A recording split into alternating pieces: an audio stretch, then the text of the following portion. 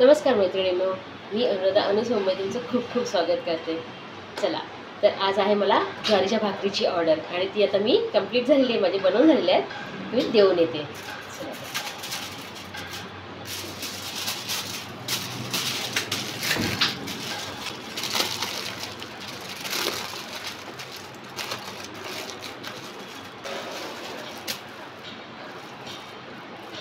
तर इथे मी ना डबल पिशवी लावलेली आहे, म्हणजे फॉईल पेपर लावून नंतर डबल पिशवी लावलेली, कारण का जेणेकरून मी ना त्यांना अशीच पिशवी सकट भाकरी देईल.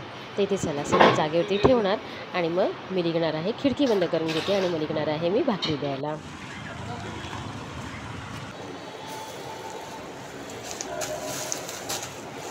येताना मी चिकन घेऊन आलेली आहे. आज मला बनवायची चिकन बिर्याणी. हे बघा, त्याच्याबरोबरचं एक एक्स्ट्रा सामान पण आणलेलं आहे.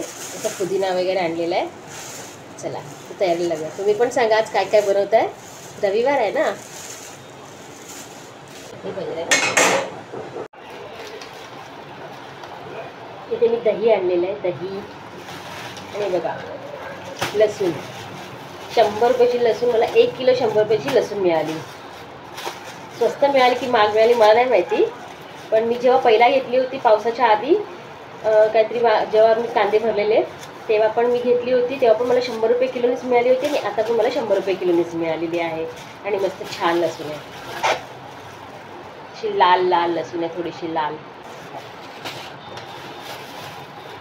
पुदिना मसाला बिर्याणीसाठी. खरडा बनवते थोडासा, त्याची तयारी करते. भाकरी बनवून ठेवलेली आहे, खरडा बनवते.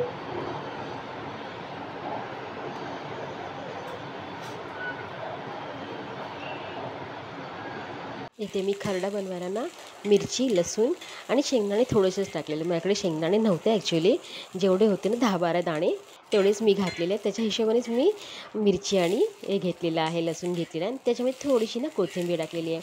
मस्तपैकी ठेचलं ना की कोथिंबीर जेव्हा आपण खातो ना तेव्हा कोथिंबीरची खूप छान टेस्ट येते. आणि ते अक्षरशः ना मिरची जेव्हा हे होत होती तेलात फ्राय होत होती ना, इतकं नाकात आणि खोकला लागत होता ना. मस्त एकदम झणझणीत मिरची होती. माझी तर हालत खराब झाली, लगेच नाक ओढायला सुरुवात झाली होती माझी. तर मस्तपैकी इथे भाजून झालेलं आहे माझं सगळं. शेंगदाणे मिरची आणि लसूण, त्यामध्ये थोडीशी कोथिंबीर घातलेली आहे. आता मीठ घातलं उतरवल्याच्या नंतर. आणि माझ्याकडे ना खलबत्ता नाही आहे, तर मी काय करते जेव्हा पण बनवते ना थोडंसंच बनवते मी आणि अशी ठेचून घेते. माझ्याकडे एक दगड आहे ना लसूण चेचण्याचं, त्यानेच मी असं ठेचून घेतलं. मस्तपैकी बघा असं जाडसर जाडसर मी खरडा बनवून घेतलेला आहे. आणि मस्तपैकी ज्वारीची भाकरी आहे, त्याच्याबरोबर मी आज नाश्ता हेच एन्जॉय करणार आहे. आणि खरंच खूप छान टेस्टी झालं होतं. हे बघा तुम्हाला दाखवते. खरडा इतका मस्त होता ना, एकदम झणझणीत आणि तिखट असं होतं ना की खाल्ल्यावरती मला लगेच समजलं. आणि इतकं तिखट लागायला लागलं ना की पाण्याचा ग्लास लगेच मला घ्यावा लागला. पण मजा येते ना थोडंसं केव्हा तरी तिखट असेल ना भाकरीवर, कारण का भाजी वगैरे काय नाही ना, त्यामुळे चालतं हे असं तिखट खरडा आणि भाकरी. तर इथे मी माझा आता नाश्ता करून घेते. चला तर मग तुम्ही पण नाश्ता करून घ्या. चिकनला मी मॅरिनेट करते आणि याच्यामध्ये टाकले दही, हिरवा मसाल्यामध्ये मी घेतलेला आहे पुदिना, कोथिंबीर, मिरची, आलं लसूण, हे सगळं मी वाटून घेतलेलं आहे. दही घातलेलं आहे आणि हळद घातले आहे, थोडंसं मीठ घातलेलं आहे. तर ते आम्ही आता चिकन मॅरिनेट करून ठेवते मस्तपैकी. तोपर्यंत आपलं भात वगैरे शिजतं आहे. कांदा टोमॅटो कापायचं आहे, ते कापून घेते. इथे आता माझ्याकडे ना ऑप्शन नाही आहे, मी ना चमच्याने किंवा कांद्याने वगैरे असं मॅरिनेट करू शकत नाही, मला हातानेच मॅरिनेट करावं लागते. तर प्लीज तुम्ही असं ह्याच्यावरती काही कमेंट करू नका.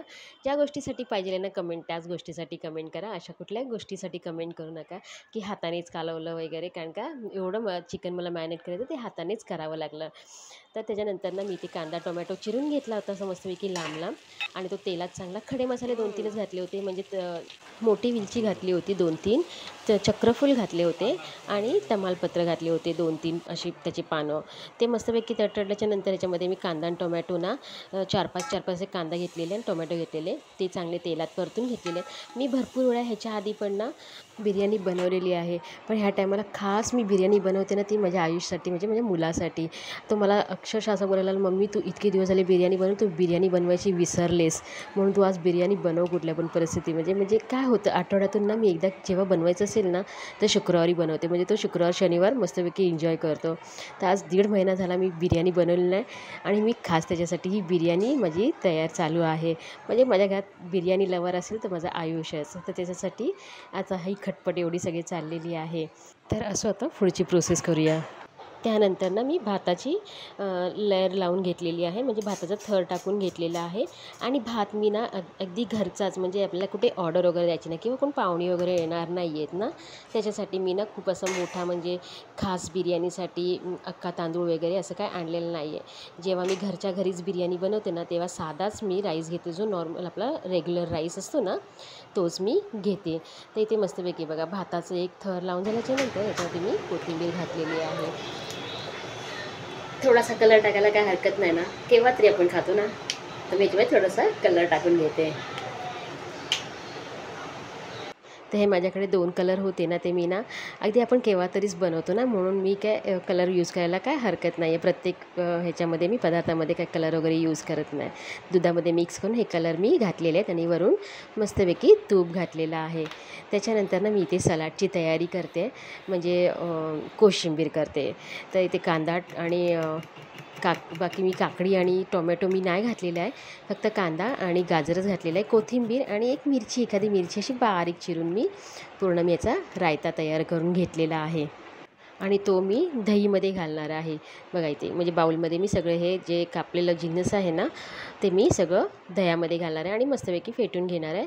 त्याच्यानंतर मी थोडा टाईम जोपर्यंत माझं राईस वगैरे होतं आहे, मी दम मारायला ठेवलेला आहे आता, तर ते एक 15-20 मिनटाच्या नंतर माझं होऊन जाईल. तोपर्यंत मस्तपैकी मी हे रायता आता कोशिंबीर फ्रीजमध्ये ठेवणार आहे. आणि ते बघा तुम्हाला सांगते मस्तपैकी बाजूलाच उभी आहे ना, मस्त छान असा सुगंध येत होता ह्याचा बिर्याणीचा, तर ते तुम्हाला मी सांगते. तर चला आता माझं इथे कोशिंबीर पण झाली आहे, तर मी ते फ्रीजमध्ये ठेवते. आणि बघा आता मी पण चांगली मस्तपैकी घामाघूम झाली होती, तर फ्रेश होऊन आलेली आहे. आणि त्याच्यानंतर मी चेक केलं बिर्याणीचं, मस्त जसं झाकण काढलं ना, छान सुगंध येत होता ना मस्त. तर तुम्हाला दाखवते त्या बघा पुढे माझी बिर्याणी कशी झाली. खूप छान कलर पण आला आहे. फक्त ह्याच्यामध्ये अजून हिरवा कलर असला असतं ना, तर बिर्याणीला दिसायला खूप छान दिसते. म्हणून कलरची ॲक्च्युली गरज असते, की बिर्याणीमध्ये जोपर्यंत कलर पडत नाही ना, तोपर्यंत बिर्याणी एवढी ना छान दिसत नाही. तर म्हणजे नुसतं व्हाईट व्हाईट राईस वाटतो ना, त्यासाठी. तर मी आता ताटामध्ये दाखवते, की काढून माझी बिर्याणी कशी झालेली आहे ती. मस्त छान, खूप छान सुगंध पण येत होता आणि मस्त टेस्टी पण झाली होती.